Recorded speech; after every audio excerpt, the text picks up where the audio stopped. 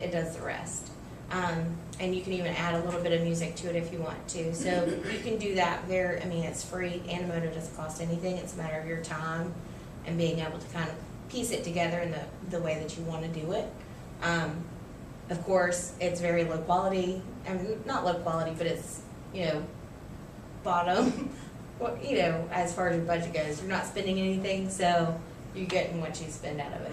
It was great for what we needed it for, and I wonder if... I would say in general too, if your main medium is going to be the web, in general, it's changing, but in general, people are okay with slightly lesser production values on the web.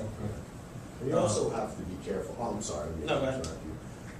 So you were asking about the video with the black and white photos with the girl. So as I was looking at it, I was saying to myself, I think that those were staged. A good majority of them, because of the quality matched. They had a professional photographer They were taking nice them. Right, photos. exactly. So it makes me think that, that can be deceptive, because you see something like that and you think, oh, maybe they were just taking pictures with they asked the parents for some pictures, and then they See, I made just something. assumed that her dad was a really good Yeah, photographer. okay. Okay, well, change the example, the one about the Oh, no, teenage but suicide. I mean, I just mean to say that it can It can be more expensive. right, it can be more expensive, because then you go to the point where you say, hey, look, what pictures do you have, then how much does it take to do this, how much does it take to do that? I mean, there's all these levels, right? And what you can do with the existing photos that you already have with Photoshop or some program like that.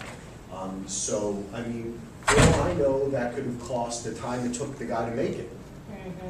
Or it could have been that they had lights in the background and you can't see them, and they're taking a bunch of professionally staged photographs to get the point across. Or they have to hire a photographer. Exactly. Let me ask a better question then. Suppose you're dealing with someone who wants that helicopter shot Right. and won't settle for, it's 1,000 times more than your budget. How do you get the helicopter shot? Well, no, I don't mean, Yeah, drones, right. They got drones at the Barnes and I Noble. mean, is there, Right. Because it's about the feel, right? Why do you want the helicopter shot? Because I want to get a feeling of this. well, I still haven't asked the right question. How do you bracket the costs when you're talking to somebody? We want a video of that on the order of the teenage suicide, which is clearly that was professionally done, it seems to me. How much does that cost? And, It's a hard question to answer. I mean, we can do videos for between, $2,000-$4,000 of the higher quality, but then if you're talking about something like that, you don't know. It could have cost $100,000-$200,000. and I think I know the question I finally want to ask is, if someone was telling me, no, we want this, I would tell them, okay, I'm going to spend time and effort to go find out what that costs by asking the people who know, and I'm going to come back and tell you that Yeah. it's what it is. And by the way, I'm going to write down what I think it is and put it in an envelope, and we'll open it up then. So maybe you'll stop doing this. Well, also, most video production houses will quote for free. Okay. So you can walk in there, I mean, we do it. So it might not be as much effort to Right. find out. Right, sure. Say how And you much. can have a couple different places Exactly, and then say, well, yeah. We do that all the time. We have to bid jobs. We just did one for a nonprofit where we bid the job out. And we say how many hours per, it's gonna cost, and then we have our rate sheet, I can give you one. $100 an hour for this camera, at a studio, in studio, how much time for editing, and then there's a general quote that's given.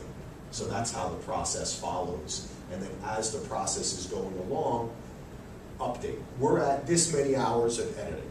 Just to remind you, we're at this many hours of camera time, So it is, you're right, I mean, when you enter into something like this, it can oftentimes be hard for someone to say, this is gonna cost exactly this much money. We'll give you exactly what that is for this much money, because everything's different, and there's so many contingencies with film. your resources, like what do you Yeah. have? What if you have, someplace you might have someone on staff who's a younger person who's comfortable editing video because they've done videos with their friends and they can get on an iMovie. Like the first time I sat down with iMovie, I had never, and I don't do much with Final Cut. I'm not a video editor. I'm aware of how that works, but I sat down with iMovie and I edited and created a video, and I put the title screen, and I had a video, I had a concept of what I wanted to do, and I did a little family video. It could, not as good as those videos, but it could be in that ballpark, you know, and it was just, the only cost was my time and the fact that I had a Mac, and, you know, I shot. I was looking for how one might go about managing the scope and expectations of when this is all just kind of in somebody's head, who's not going to actually do it, but they think it's a good idea to Planning. get it done. Yeah. Talking to the person and planning it out, and when you come to a certain point, you know, like someone says, you know, I want a shot in a car. Well, that's difficult. How can we do it differently than that? Or, you know, I mean, a great example is with a car. I want someone to get hit by a car. Okay? Well, you could go the super expensive way and get a stunt man and actually hit them with the car, or you can have, you see the car, you hear the brakes, you hear a smash, the person's on the ground. And that took 15 minutes to shoot, but it gets the same point across. Right. You know, and I mean, this is something that they do at the lowest levels to the super highest levels of film. You know, you'd be surprised how many times there's someone driving a car and the sound guy's in the trunk. And it's a $20 million movie, you know, or that's not even a lot, but, you know, so you'd be surprised at the ways that you have to use your ingenuity and experience to get that feeling in those shots. And also, you know, it's like if you're going into a video and you realize, you know, from the get-go that you don't have that kind of budget. You know, you're talking about a couple $1,000s, if that, budget. You know, maybe even not that. You know, it's like what are you going to be able to do for that? You know, so it's like you're not going to want to shoot an action flick. You know, because there's just too much stuff like that. But there are, you know, certainly like Axel was saying, there's creative ways to sort of to mimic that kind of stuff.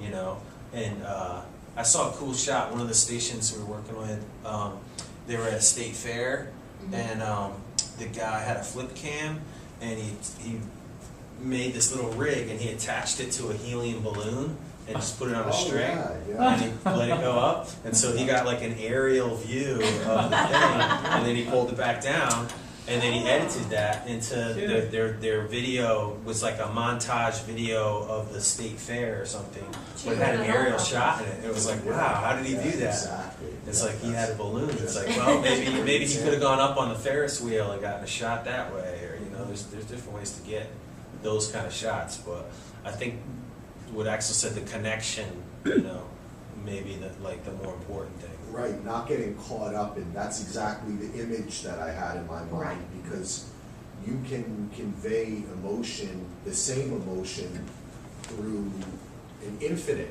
amount of a series of images. It's just finding those that reach your audience, you know, reach the people that you're trying to reach. And again, being realistic about your budget, that's really important, because video is really expensive.